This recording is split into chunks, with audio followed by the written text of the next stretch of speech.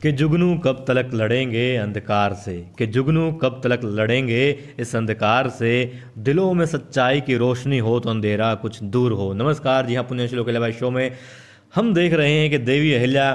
कटघरे में खड़े किए हुए हैं पिल्लाजी पाटिल को, और उनके साथ साथ बहुत ज़्यादा मुश्किल में है इस वक्त गुन्नू जी और उनके पिताजी यानी धना सरदार, और धना सरदार के साथ साथ अब मुश्किल में है गौतमाबाई साहेब की छोटी बहन द्वारकाबाई साहेब भी। क्यों? क्योंकि उन्होंने अपनी बेटी का विवाह किया हुआ है राजमाता बनने की लालसा लिए हुए गुन्नू जी के साथ में, और गुन्नू जी के मामा है कि बाज नहीं आते हैं गलत कामों से,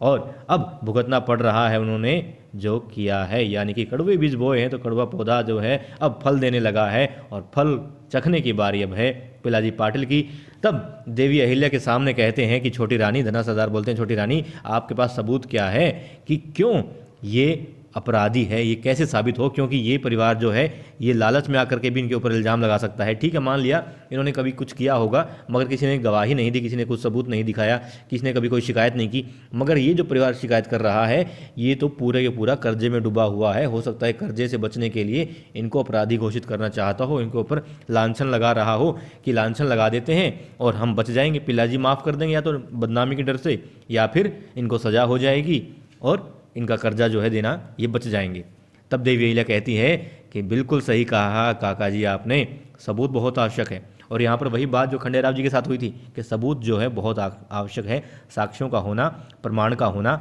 महज सत्य होना सही नहीं है, साक्ष्य भी आपके पास होने चाहिए सच को सच कहने के लिए।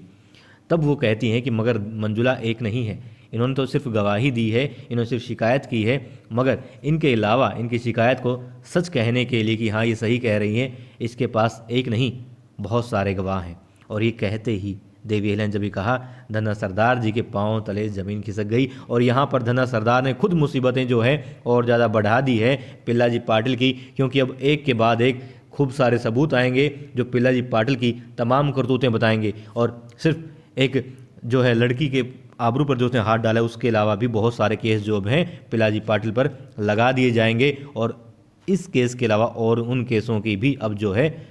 सज़ा भुगतनी पड़ेगी पिल्लाजी पाटिल को। मतलब यहाँ पर बचाने के चक्कर में और ज़्यादा उलझा दिया है पिल्लाजी पाटिल को उनके प्यारे भांजे के पिताजी ने।